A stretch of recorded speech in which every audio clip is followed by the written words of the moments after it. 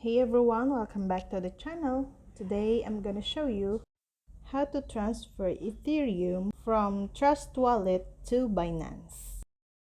All you have to do is go to your Trust Wallet app, then click on Ethereum. Now click on Send.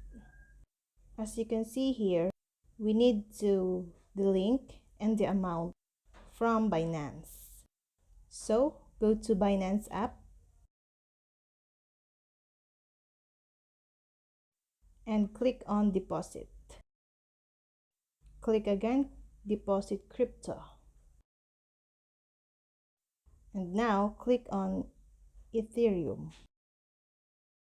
Again, click on Ethereum.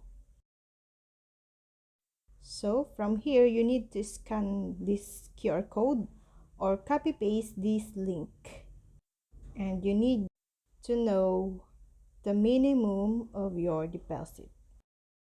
So go back to Trust Wallet and paste the link of the Binance. Now enter the amount of your Ethereum coming from Binance again.